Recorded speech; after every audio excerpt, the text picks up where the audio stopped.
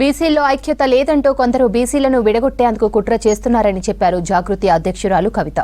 బీసీలందరూ ఒక్కటే, అధికార పీఠాలు కదులుతాయని భయంతోనే విడగొట్టాలని చూస్తున్నారన్నారు.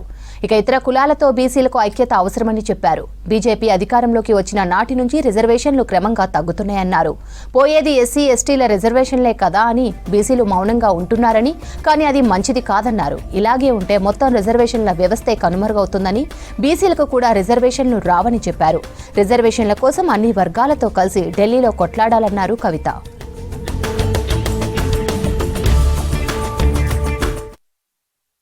అన్నిటికన్నా ఎక్కువ ఐక్యత ప్రదర్శించాల్సినటువంటి అవసరం ఉన్నది. ఐక్యత ఎవరెవరిది ఐక్యత? బీసీలలో ఐక్యత లేదంటారా? తప్పదు, ఉట్టి మాట. మనల్ని గాయగత్తర వేయడానికి అంటారు. బీసీలలో బరాబర్ ఐక్యత ఉన్నది, అవసరమైనప్పుడు కలుస్తారు. బీసీల గురించి రంది లేదు. ఇవాళ ఐక్యత సాధించాల్సింది బీసీలు, ఎస్సీలు, ఎస్టీలు, మైనారిటీలు, అదేవిధంగా అగ్రవర్ణాలలో ఎవరైతే ప్రజాస్వామ్యవాదులు ఉంటారో వారు, అన్ని పార్టీలు, అన్ని సంఘాలు, వీటి మధ్య ఐక్యత సాధించాల్సినటువంటి అవసరం ఉన్నది. ఎవరన్నా ఎప్పుడన్నా మీకు బీసీల మధ్య ఐక్యత లేదంటే దయచేసి నమ్మొద్దు. ఎందుకంటే అది మనల్ని విడగొట్టడానికి వేసేటటువంటి విత్తనం. మా ఆడవాళ్ళకి ఏం చెప్తారన్నా, 3 కప్పులు మీరు ఒక దగ్గర కూర్చోరని చెప్తారు. అంటే వాళ్ళ ఉద్దేశం ఏంది? మేము కూర్చోవద్దని. బీసీలకు ఐక్యత లేదంటారు, అంటే వాళ్ళ ఉద్దేశం ఏంది? మీరు కూర్చోవద్దని.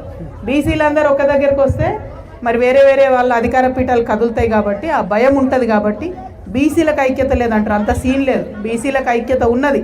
చరిత్రలో ఎప్పుడెప్పుడు అవసరమైతే ప్రతి సందర్భంలో బీసీల ఐక్యతను ప్రదర్శించిండ్రు, ప్రతి సందర్భంలో బీసీలు ఉద్యమ స్ఫూర్తిని ప్రదర్శించిండ్రు. కానీ ఇవాళ సాధించాల్సినటువంటిది ఏంటి అంటే ఇతర కులాలతో మనం ఐక్యత సాధించుకోవాలి. ఇక్కడ ఎస్సీ ఎస్టీ మైనారిటీ సోదరులకు కూడా నేను ఒకసారి నమస్కారం చేసి రిక్వెస్ట్ చేసి చెప్తా ఉన్నా. ఇవాళ భారతీయ జనతా పార్టీ గవర్నమెంట్ వచ్చిన తర్వాత మెల్లగా మెల్లగా ఏమవుతుందంటే రిజర్వేషన్లు పోతున్నాయి. ఢిల్లీలో అమ్ముకుంటున్నారు గవర్నమెంట్ కంపెనీలు, రిజర్వేషన్లు పోతున్నాయి. ఇప్పుడు బీసీలు చూసుకుంటూ ఊరుకుంటున్నారు, ఏం మాట్లాడతలేరు. పోయేది ఎస్సీ ఎస్టీల రిజర్వేషన్ పోతుంది. కానీ ఒకటి గుర్తుపెట్టుకోవాలి, అసలు ఈ దేశంలో రిజర్వేషన్ పద్ధతే ఓడగొడుతుంటే మనం మాట్లాడకపోతే ఏమవుతుంది? రేపొద్దున మనం అడగచ్చా? మనం అడిగితే మనకి ఇస్తారా? అదొకటి ఆలోచన చేసుకోవాలి.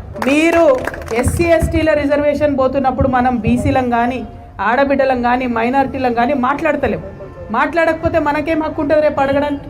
దయచేసి ఆలోచన చేయాలి. ఇది నేను చెప్పేది ఈ మన బీసీల రిజర్వేషన్ సాధన అన్నది ఇక్కడ అయ్యేది కాదు, రాష్ట్రంలో అయ్యేది కాదు. ఇప్పుడు 42% ఏదో రాష్ట్రంలో అవుతుందని చెప్తున్నారు, కానీ కావాల్సింది ఢిల్లీలో యుద్ధం జరగాల్సింది ఢిల్లీ మీద. ఢిల్లీ మీద యుద్ధం జరిగినప్పుడే బీసీలకు రిజర్వేషన్ వస్తుంది.